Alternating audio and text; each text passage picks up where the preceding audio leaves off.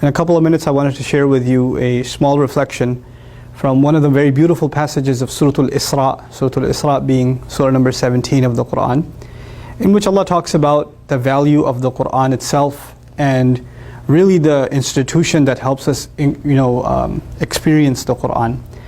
It's one thing to learn the language of the Quran, another to study its tafsir and its recitation and memorize it.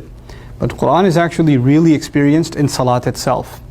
So Allah says, أَقِمِ الصَّلَاةَ لِدُلُوكِ الشَّمْسِ إِلَى غَسَقِ اللَّيْلِ وَقُرْآنَ الْفَجْرِ إِنَّ قُرْآنَ الْفَجْرِ كَانَ مَشْهُودًا. Establish the salah, أقِمِ الصَّلَاةَ لِدُلُوكِ الشَّمْسِ إِلَى غَسَقِ اللَّيْلِ. This lam al-ghaya, it actually means from the time the sun starts getting loose and it starts sinking, meaning around Maghrib time, make sure you make the Maghrib salat exactly on time, إِلَى غَسَقِ اللَّيْلِ, all the way at the end towards, when the sun is completely gone and it's the depth of the night. وَقُرْآنَ الْفَجْرِ. He didn't call it Salat al-Fajr, like establish the prayer at Maghrib, establish the prayer at Isha, when it's really dark at night. But when it came to Fajr, he didn't even call it Salat al-Fajr, he says وَقُرْآنَ الْفَجْرِ, the Qur'an of Fajr. One of the benefits of that is, of course, that we should recite extra Qur'an at Fajr. But there's something special about me as a person, me as a Muslim, developing a relationship with the Qur'an, especially at Fajr.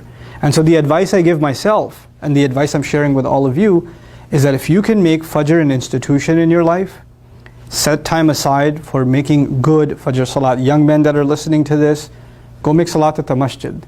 And the days that you do and you sit there and you recite Qur'an a little bit, if you can dedicate that time and make that a time in your life, then you will notice the spiritual benefits and the worldly benefits of doing that immediately. Inna Qur'an al-Fajri kana mashhuda.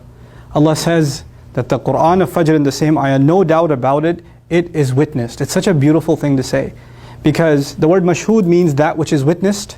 So the Fajr of Qur'an, the recitation of Qur'an, the prayer that you recited or that you attended is witnessed. The question is, witnessed by who? That's an hour of the day when most people are asleep. And so even if somebody's walking to the prayer, driving to the prayer, nobody sees them. But Allah says that's the time that is mashhud. Usually things that are mashhud, things that are witnessed, are the middle of the day. Popular times, popular places. But the masjid is not a popular place at Fajr time. Not for most of us. The salat is not a popular time for most of us. It's not when you see a lot of people around you. But Allah says, no doubt about it, it is witnessed. The question is then, witnessed by who? Not by other people that are sleeping, not by the people of ghafla, the people of heedlessness, the people of sleep, but rather by the angels that are recording our deeds. Rather by Allah Azza wa Jal Himself, who's making note of these slaves that are coming and leaving their sleep for Himself and His word. So it's a very powerful thing. And so tied to this, this advice for myself, again for all of you, is if we can make a really good habit of going to sleep early. It's easy to say and it's so hard to do. I know. We always have things to do and they pile up and we start getting around to them in the evening. Of course, shaitan gets a little extra active in the evening too. So our distractions come and you're sitting there watching videos, hopefully not this one at 2 in the morning, and you're doing all of this late at night, and then your Fajr is basically, it's kind of just getting it out of the way. You're half asleep and you pray a couple of rak'ahs, you don't even know what you prayed. Your wudu was when you were half asleep, your prayer was when you were half asleep, and you go about your day. If you wake up, if you're among those who wake up. So if we can make a real habit in our lives of going to sleep early, and as a result waking up early and really having the Qur'an of Fajr being given its right, Qur'an al-Fajr. It's one of the few idafas. I don't know of any other idafa in the Qur'an except Qur'anahu, its recital.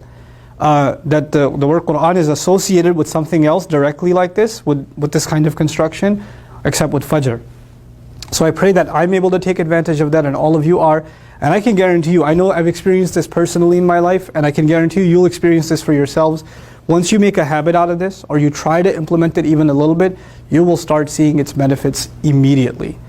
If not almost immediately, you're going to start seeing your day is different, your mood is different, what you can accomplish is different, the barakah in your time is different. So I pray that Allah makes us a people of Qur'an, and a people that are really able to take advantages of the times that Allah offers His special assistance to us and His special blessings to us.